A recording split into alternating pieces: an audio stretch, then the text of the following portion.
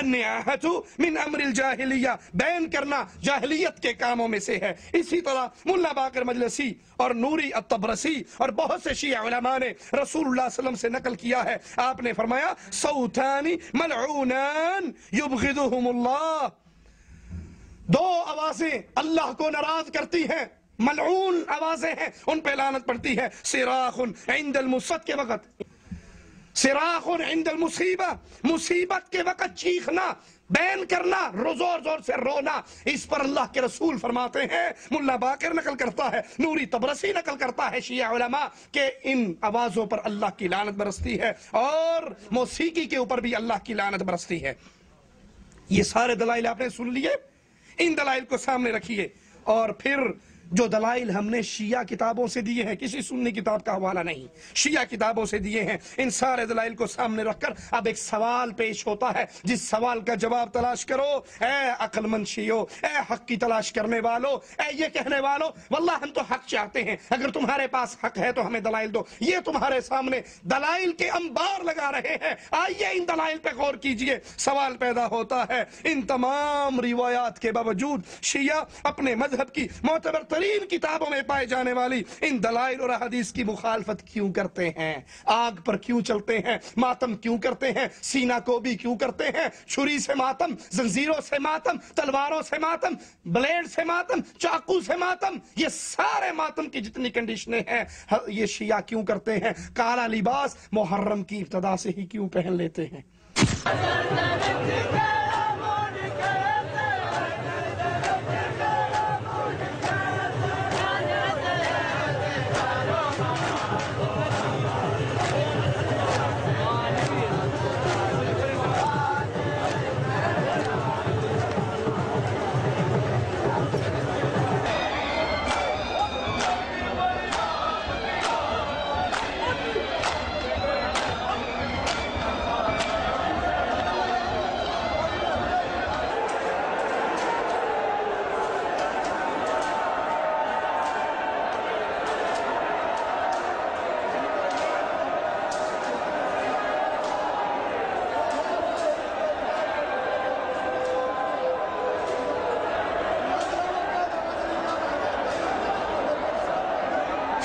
جن کو شیعہ نے بیان کی، ساری تاریخی حوالے آپ نے سنے، یہ دلائل آپ نے سنے، تو پھر شیعہ ذاکر کیوں ماتم کرتے ہیں؟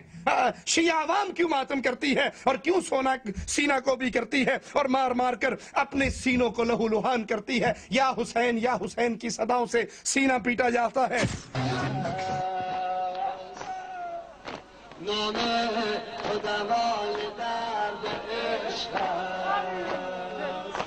هر کس که شنیده گشت وهذا ما توارثه الشيعة الاثنا عشرية من أسلافهم البويهيين الذين كانوا طيلة أيامهم ببغداد في اليوم العاشر من المحرم يغلقون الأسواق ويقيمون النائحة على الحسين رضي الله تعالى عنه وأرضاه، وتخرج النساء منتشرات الشعور يلطمن في الأسواق، وهم الذين أحدثوا عيد الغدير وتابعهم الاثنا عشرية۔ اور اس ظلم کے ساتھ ایک اور بڑا ظلم کہ اہل بیت کی طرف بہت بڑے جھوٹ کی نسبت کی جاتی ہے کہ حضرت زینب نے، ام کلثوم نے چادریں سر سے اتار دی۔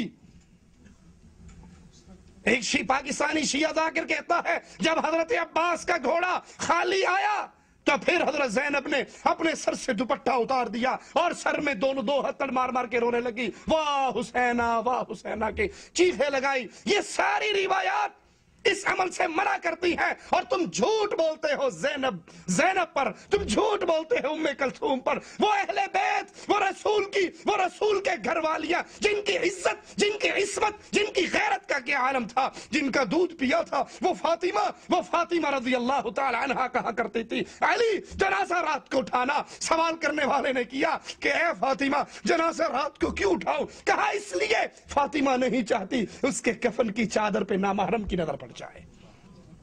وہ فاطمہ جو اپنی سہیلی سے کہا کرتی تھی، کہا تھا عرب کا رواج ہے مردے کو تختے پہ رکھ کر لے کر جاتے ہیں، مجھے بڑی حیا آتی ہے کہ مرنے کے بعد میرے کفن پر نامحرم لوگ دیکھیں گے۔ عباس کا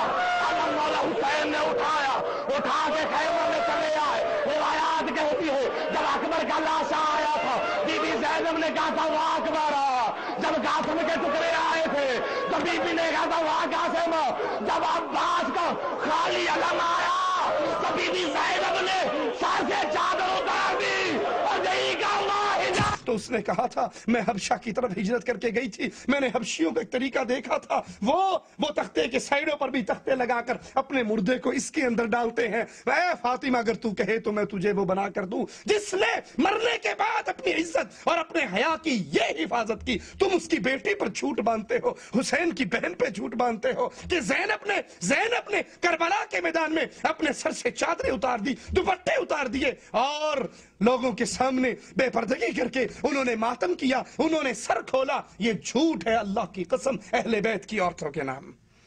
سوال یہ پیدا ہوتا ہے، میں پوچھتا ہوں اللہ کے رسول کو اور اہل بیت کو سچا مانتے ہو یا کالی پگڑی والوں کو سچا مانتے ہو؟